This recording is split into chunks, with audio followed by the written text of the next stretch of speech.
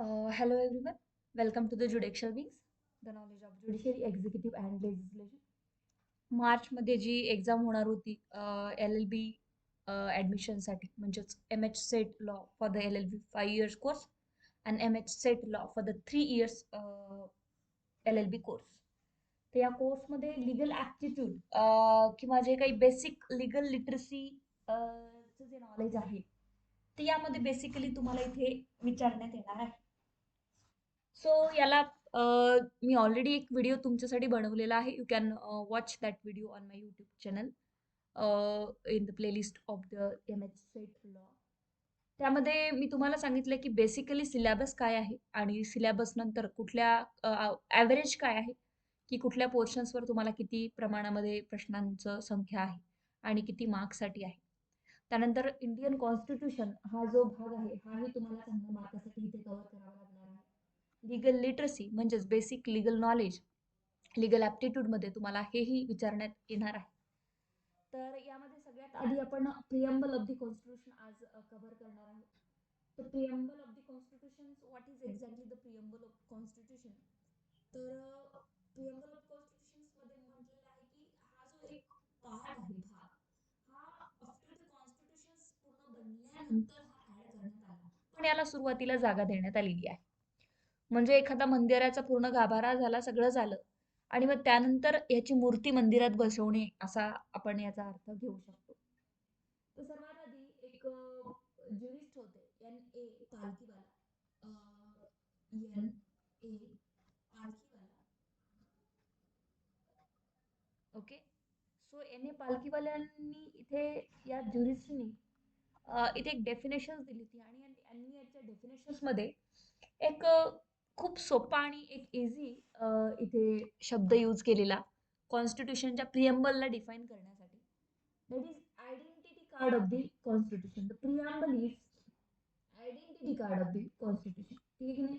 प्रिअम्बल हे एक identity card किंवा आयडेंटिटी कार्ड आहे कॉन्स्टिट्यूशनचं. म्हणजेच काय, कॉन्स्टिट्यूशनची ओळख आहे. प्रिअम्बल मध्ये काही शब्द बेसिकली ऍड करून ते शब्द म्हणजे त्याचं जर इंटरप्रिटेशन आपण काढायला गेलो तर ते अनलिमिटेड आहे. पण ते शब्द जे आहेत ते पूर्ण कॉन्स्टिट्यूशनला आयडेंटिफाय करतात किंवा पूर्ण कॉन्स्टिट्यूशनची ओळख आहे. दॅट्स वाय इथे एन ए पालखीवाला यांनी एमिनंट ज्युरिस्ट होते ते आणि त्यांनी इथे identity card of the Indian constitution म्हटलं. हे जे कॉन्स्टिट्यूशन ड्राफ्ट झालं, मग त्यानंतर या सगळ्या हिस्टॉरिकल बॅकग्राऊंड वगैरे यामध्ये खूप सारं आहे. मग त्यामध्ये पंडित नेहरूजींचा काही जेवढा काही रोल आहे त्यामध्ये drafting committee and all that. मग नंतर त्यामध्ये अमेंडमेंट्स वगैरे झाल्या, काही शब्द ऍड करण्यात आले. ते हिस्ट्री प्लस जे काही हे कॉन्स्टिट्यूशनमध्ये प्रिअम्बलचं महत्त्व आणि प्रिअम्बलचं आपल्याला एक्झामच्या दृष्टिकोनातून काय अभ्यास करायचा आहे ते आज आपण इथे बघणार आहोत. तर सर्वात आधी the preamble is its present form मध्ये जर बघितलं तर आता सध्या we the people of India. So इथे we the people of India. So आता स्टार्टिंग जर इथनं झालेली असेल we the people of India, तर यावरून इतकं लक्षात येतं की कॉन्स्टिट्यूशन पीपल्सनीच बनवलेले आहे. म्हणजे ही एक शपथ आहे की we the people of India, आम्ही या भारतीय नागरिक आहोत, भारताचे नागरिक. Resolve to constitute India into a sovereign. आम्ही यामध्ये समाविष्ट होतो सगळे. त्यामध्ये सगळ्यात मोठा शब्द इथे सोव्हरीन, सोशलिस्ट, सेक्युलर, डेमोक्रेटिक असे शब्द इथे तुम्हाला दिलेले आहेत. ठीक आहे की नाही? हे सगळे भाईचारा आणि discipline of the Indian government आणि डेमोक्रेसी इथे दाखवण्यात येत आहे. शॉर्टमध्ये इथे इंडियन प्रिअम्बल, तुमचं कॉन्स्टिट्यूशनचं प्रिअम्बल आपलं इथे लिहिती आहे. सगळ्यात आहे सॉव्हरीन आधी. सो सॉव्हरीन हा शब्द आपल्या इथे पहिल्यात आधी सगळ्यात आहे. त्यानंतर सोशलिस्ट हा शब्द आहे. त्यानंतर सेक्युलर, त्यानंतर डेमोक्रेटिक अँड रिपब्लिक असे शब्द जे आहेत हे कशासाठी, तर याचा पर्पज आहे to secure to all its citizen. हे सगळे शब्द या sovereign, socialist, secular, democratic, republic, लोकशाही, रिपब्लिक, त्यामध्ये सेक्युलर, मग भाईचारा, या सगळ्या गोष्टी ज्या आहेत आपल्याकडे ह्या इथे सेक्युअर करण्यासाठी इंडियन सिटीजनला दिलेल्या आहे. मग सगळ्यात आधी यावर प्रश्नांची तुमची एक मेथड कशी असू शकते, त्याचा लिंक तुम्हाला विचारण्यात येऊ शकतो, की याला लिंक वाईज तुम्ही इथे मेन्शन करा किंवा आन्सर सिलेक्ट करा. मग त्यामध्ये कधी सोशलिस्ट फर्स्ट देऊ शकतात किंवा सोवेरिन नंतर. तर आपल्याकडे सोवेरिन, सोशलिस्ट, सेक्युलर, डेमोक्रेटिक ही प्रिअम्बल मधली लिंक आहे. म्हणजेच आपण एक ट्रिक लक्षात ठेवू शकतो. हा सो, त्यानंतर से, दे, रे. ठीक आहे. से, दे, रे अशी एक आपण लिंक इथे लक्षात ठेवून आपण ही जी शब्दांची लिंक आहे, इथे वर्ड आहेत त्यांची लक्षात ठेवू शकतो. त्यानंतर दुसरा जो महत्वाचा पार्ट इथे आपल्याला इंडियन प्रिअम्बल मध्ये बघायचा झाला, तर इंडियन प्रिअम्बल मध्ये सगळ्यात पहिला नंतर इथून जेव्हा सुरुवात होईल, त्याने इथे जस्टिस हा शब्द तुम्हाला दिलेला आहे. ठीक आहे. पहिला शब्द तुमचा आहे जस्टिस. ठीक आहे की नाही? जस्टिस. येस, आपण आता सध्या प्रिपरेशन करतोय आहे ज्युडिशरी किंवा लॉ या फील्डमध्ये जाण्याची. जर तुम्ही सेट देत आहात किंवा कुठल्याही परीक्षा किंवा लॉचे विद्यार्थी आहात तर इथे सेट म्हणजेच लॉची एंट्रन्स, जी की तुम्हाला आता आवड निर्माण करायची आहे लॉ बद्दल आणि लॉला शिकायचं आहे, कायद्याला शिकायचं आहे. तर सगळ्यात आधी महत्वाचं की आपलं कामच आहे सिटीजनला जस्टिस प्रोव्हाइड करणे ज्युडिशरीचं.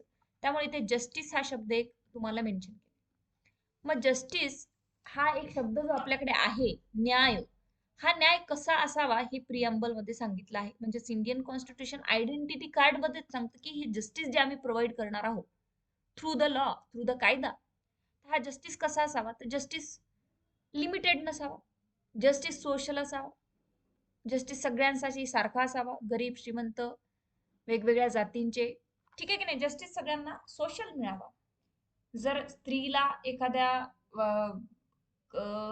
कोर्टामध्ये चांगल्या प्रकारचा न्याय मिळू शकतो, तर पुरुषालाही मिळावा. पर्टिक्युलरली या जातीच्या लोकांना मिळू शकतो, तो दुसऱ्याही जातीचा मिळावा. श्रीमंतांना आहे तर गरिबांना. त्यामुळे जस्टिस हा सोशल असावा. ठीक आहे. यामध्ये कुठलाही भेदभाव नसणार आहे. There is no discrimination before the judiciary to getting the justice or get the कुठल्याही प्रकारे न्याय मिळवण्यासाठी आपण असं म्हणू शकतो. इकॉनॉमिकल, इकॉनॉमिकल मी जसं आता तुम्हाला सांगितलं की कुठल्याही प्रकारे इकॉनॉमिकल किंवा इकॉनॉमिक जस्टिस जो आहे, इकॉनॉमिक म्हणू शकतो आपण. जस्टिस हा इकॉनॉमिक असा, गरीब श्रीमंत आपण इथे काहीही बघणार नाही. जस्टिस सगळ्यांसाठी सारखा आहे. आणि त्यानंतर पॉलिटिकल ही कुठल्याही वेनी आपण इथे जस्टिसला घेणार नाही आहोत. पॉलिटिकल सुद्धा इथे सगळ्या गोष्टीमध्ये जस्टिस आपल्याला सारखा मिळणार आहे. म्हणजे न्याय हा सोशल, इकॉनॉमिक आणि पॉलिटिकल या फ्रेम मध्ये किंवा या प्लॅटफॉर्मवर सगळ्यांना सारखा असायला हवा. हे एक आपल्याला इथे इंट्रोडक्शन दिलेलं आहे. इंडियन कॉन्स्टिट्यूशन किंवा आपली जी भारतीय संविधान आहे, याला जर अभ्यास करायला गेलं तर अनलिमिटेड आहे. एका शब्दाचा इथे अर्थ निघतो. असं नाही आहे की मी काहीतरी महत्वाचं कॉन्स्टिट्यूशन मध्ये वाचणार आणि ते संपून टाकणार नाही. आता मे बी सेट लॉचे विद्यार्थी बघत असतील, तर तुम्हाला फक्त बेसिकली याच्यामध्ये आवड निर्माण आहे का किंवा बेसिक लिटरसी तुम्हाला यामध्ये बघायची आहे. बट इंडियन कॉन्स्टिट्यूशन हा एक अथांग सागर आहे. You know that which is rigid, flexible, आणि हा एक अथांग सागर आहे. हा कधीच पूर्ण वाचून होणार नाही. त्याचा एका एका शब्दाचं इंटरप्रिटेशन काढणं ही खूप मोठी गोष्ट आहे. त्यानंतर लिबर्टी, सेकंड वर्ड जो आहे तो कॉन्स्टिट्यूशन मधला म्हणजेच प्रिअम्बल मधला, that is liberty. So liberty हा जो आहे तुमचा शब्द, तर मी इथे लिबर्टी हा शब्द लिहिते आधी, नंतर बघूया. लिबर्टी, लिबर्टी ही कशी असावी, म्हणजे स्वातंत्र्य. भारतीय नागरिकांना सगळ्या गोष्टींचे स्वातंत्र्य दिले आहे. स्वातंत्र्य कशा कशाचे दिलेले आहेत तर बघूया. थॉट्स, तुम्हाला तुमचे विचार मांडण्याचे स्वातंत्र्य सगळ्या भारत देशामध्ये आहे. तुम्ही भाषण करू शकता, तुम्ही वेगवेगळ्या प्रकारे, आता तर सोशल मीडिया झालेला आहे, 24 तास तुम्ही तुमचे ओपिनियन मांडत राहता. पण समोर काही लिगल रेस्ट्रिक्शन्स आहेत, तो भाग वेगळा. शिव्यागाळ करू नये, एक्सेट्रा एक्सेट्रा, तो भाग वेगळा. नाहीतर तुम्ही म्हणाल की मला बोलण्याचा अधिकार आहे, तर मला शिवीगाळही करण्याचा अधिकार आहे. That is not the way to produce to to appear with your liberty in a public place. So this is the liberty of thought. तुम्हाला विचारांची आणि विचार एकमेकांना एक्सप्रेस करण्याची, that is the second liberty which is provided by the Indian Constitution to the people. That is expression. Expression, तुम्ही प्रत्येक विचार तुमचे एक्सप्रेस करू शकता. ठीक आहे की नाही? विचार असो, मग कुठल्याही गोष्टीचे इथे एक्सप्रेस करण्याचा किंवा एक्सप्रेशनचा अधिकार आहे. सोशल मीडिया असो किंवा तुम्ही तुमच्या भाषणाद्वारे किंवा लिखाणाद्वारे किंवा चित्रांद्वारे किंवा कुठल्याही प्रकारे तुम्ही तुमचं मत मांडू शकता भारतामध्ये. असं काही कंपल्सरी नाही आहे, इथे काही तानाशाही वगैरे नाही आहे. डेमोक्रेसी आहे. The third one is belief. ठीक आहे की नाही? बिलीफ अँड फेथ या दोन्हीही गोष्टींचं तुम्हाला इथे काय आहे, विचारांची श्रद्धा आणि आस्था इथे तुम्ही इथे घेऊ शकता आणि तुमच्याकडे ठेवू शकता. सो डेफिनेटली ह्या सगळ्या गोष्टी इथे तुम्हाला काय आहे, प्रियम्बलनी प्रोव्हाइड केलेल्या आहे इंडियन सिटीजन्स. म्हणजेच इंडियन सिटीजनला ह्या स्वतःच्याच ज्या काही शक्ती आहे, हे इंडियन सिटीजन स्वतःला प्रोव्हाइड करत आहे इंडियन कॉन्स्टिट्यूशनच्या प्रियम्बलमध्ये. आणि हे ते पाळणार आहे पुढे लिगल रेस्ट्रिक्शन्स किंवा लिमिटेड रेस्ट्रिक्शन्स घेऊन. So this is your liberty. मग आता जस्टिस कसा असावा, तर सोशल, इकॉनॉमिक, पॉलिटिकल असावा. लिबर्टी कशा कशाची मिळणार आहे, थॉट, एक्सप्रेशन, बिलीफ अँड फेथची. क्लिअर? तुमच्या कुठल्याही प्रकारची श्रद्धा तुम्ही ठेवू शकता, कुठल्याही धर्माचा स्वीकार तुम्ही करू शकता, तुम्ही तुमच्या देवाधर्माची पूजा अर्चना, तुम्ही तुमच्या लिबर्टी आहे त्याच्या सगळ्या गोष्टींची तुम्हाला. The third one is that is faith and worship. Again इथे एक शब्द आहे, दॅट इज वर्शिप. तुम्ही तुमच्या देवांची वर्शिप करू शकता, तुम्ही तुमच्या समाजामध्ये जे काहीही आहे त्याचं प्रोफेशन अँड प्रॅक्टिस करू शकता. So what is the third word in the Indian Constitution? So now third word is in the Indian Constitution is काय आहे बघूया. Equality. Third word is equality. ठीक आहे की नाही? इक्वॅलिटी वर जाऊया. ठीक आहे. So the third word is equality. ठीक आहे. इक्वॅलिटी काय आहे? Equality, equality of status. Equality कशाची प्रोव्हाइड करणार आहे तुम्हाला? Equality of status. ठीक आहे. And of opportunity. ऑपॉर्च्युनिटी सुद्धा तुम्हाला देणे इथे गरजेचं आहे. जॉबची ऑपॉर्च्युनिटी असेल, अनेक प्रकारच्या opportunity to promote among them all. कशासाठी? प्रमोट करण्यासाठी, सिटीजनला प्रमोट करण्यासाठी इथे स्टेटसची इक्वॅलिटी असली पाहिजे. जाती धर्मामध्ये तुझा स्टेटस कमी आहे, माझा जास्त आहे, असं काही प्रकार होणार नाही किंवा असे काहीही प्रकार आपल्याला करता येणार नाही. वाय? बिकॉज आपल्याकडे समानता आहे. Clear? So this is the equality. Now come to the next, that is opportunity in job. Opportunity, महिलांना अपॉर्च्युनिटी द्या. ठीक आहे की नाही? रिझर्वेशन्स इथनंच आलेलं आहे की प्रत्येक जाती धर्मांच्या व्यक्तींना अपॉर्च्युनिटी मिळाली पाहिजे. आणि promote among them all. This is your some important word. Now come to the last word of the Indian preamble, that is fraternity. भाईचारा ज्याला आपण म्हणतो. ठीक आहे की नाही? फ्रॅटर्निटी सुद्धा आपल्याला मेंटेन करायची आहे. What is the fraternity? भाईचारा. Assuring the dignity of the individuals and unity and integrity of the nation. आपण एकमेकांची डिग्निटी मेंटेन करणार आहोत. इवन स्त्री पुरुष यांच्यामध्ये डिग्निटी मेंटेन होणार आहे. Of the individual and unity and integrity of the nations. आणि आपण नेशन्स मध्ये भाईचारा. ठीक आहे की नाही? आपण सगळे भाऊ बंधू मिळून राहूया. We are the sister brother of each other, like that. So integrity of the nation. आणि यामुळे, या भाईचारामुळे, जस्टिस, लिबर्टी, इक्वेलिटी, फ्रॅटर्निटी आणि या फ्रॅटर्निटीमुळे भाईचारा आपण भारत देशामध्ये मेंशन करूया. ठीक आहे. So this is the word of the preamble. आणि मी तुम्हाला इथे प्रियम्बलचे वर्ड्स एक्सप्लेन केलेले आहे. सो मी ही स्लाइड आता इथे ऑफ करून दुसरी स्लाइड घेते आहे. आणि यामध्ये सेकंड क्वेश्चन तुम्हाला प्रियम्बल मधून येऊ शकतो. दॅट इज प्रियम्बल जी आहे ही assembly 26th day of November 1949 ला इथे आपण अडॉप्ट केलेली आहे. द पीपल ऑफ इंडिया, हे जे पीपल ऑफ इंडिया आहे यांनी अडॉप्ट केला आहे कॉन्स्टिट्यूशन.